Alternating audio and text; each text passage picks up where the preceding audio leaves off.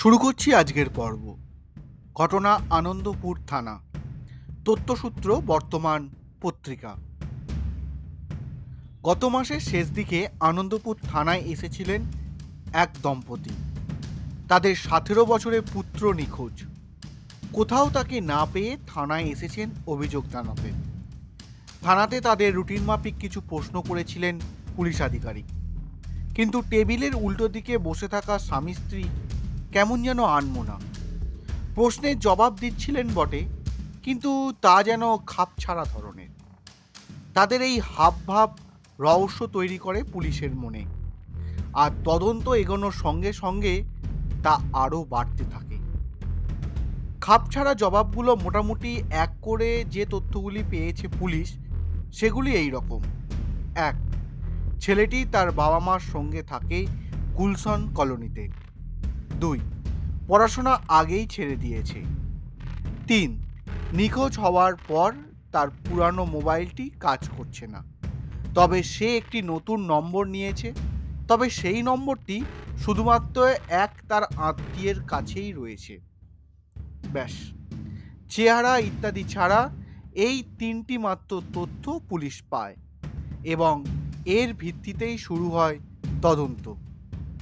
আনন্দপুর থানার এক আধিকারিক বলেন, বেশ কঠিন কাজ, কোনো লিড নেই, খড়ের গাদায় ছুঁচ খোঁজার মতো অবস্থা।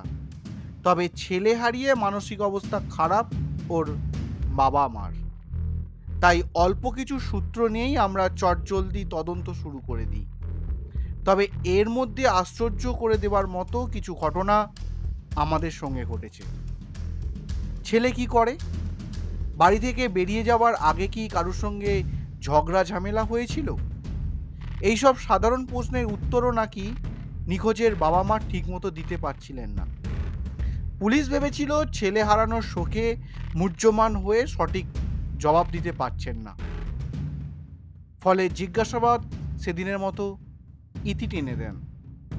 তবে আশ্চর্য হওয়ার আরও বাকি ছিল পুলিশের। জিজ্ঞাসাবাদের এই পর্বে বার কয়েক আনন্দপুর থানায় ডেকে পাঠানো হয়েছিল ওই দম্পতিকে। একদিন জিজ্ঞাসাবাদ চলাকালীন আচমকা চেঁচিয়ে ওঠেন নিখোঁজের বাবা।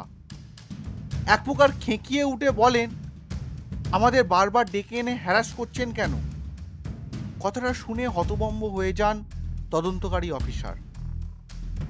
চরম বিরক্তি প্রকাশ করে ওই দিন দুজনে থানা থেকে বেরিয়ে যান। ঘটনাটা বিস্মিত করে পুলিশকে, একই সঙ্গে তাদেরও বিরক্তি জাগে। পুলিশের বক্তব্য, যাদের নিখোঁজ ছেলেকে খুঁজে দেওয়ার জন্য তদন্ত চলছে তারাই অসহযোগিতা করছেন, বিরক্তিও প্রকাশ করছেন। এরকম ঘটনা সচরাচর দেখা যায় না। তাদের ছেলে কি বাড়ি ফিরে এসেছে? তাহলে সে কথা জানিয়ে দিলেই তো মিটে যায়, তদন্তও শেষ হয়।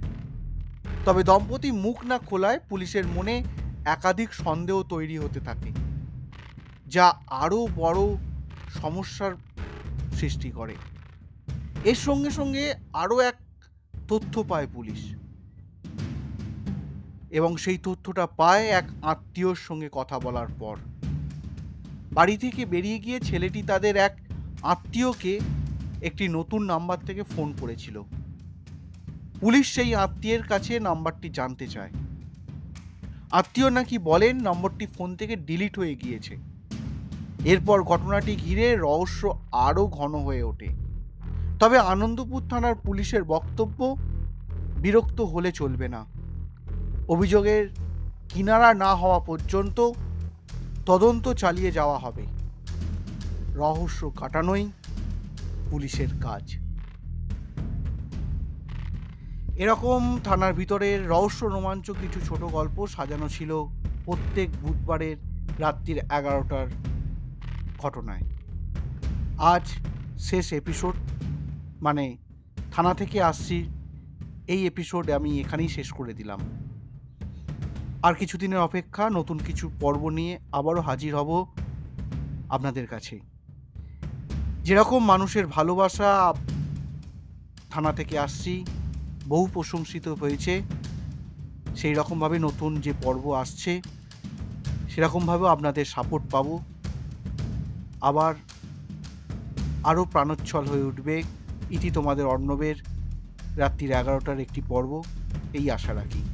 তার সঙ্গে সঙ্গে বিশেষ কৃতজ্ঞতা বর্তমান পত্রিকাকে আমাকে এই থানা থেকে আসছি পর্বটিকে সাফল্যমণ্ডিত করবার জন্য, বিশেষভাবে সাহায্য করার জন্য। এই কথা বলেই আজকের পর্ব এখানেই শেষ করছি। কিছুদিনের অপেক্ষা, নতুন কিছু পর্ব নিয়ে আবারও আপনাদের সঙ্গে হাজির হচ্ছি। আজ থানা থেকে আসছি, শেষ পর্ব শেষ করলাম। ভালো থাকবেন সকলে।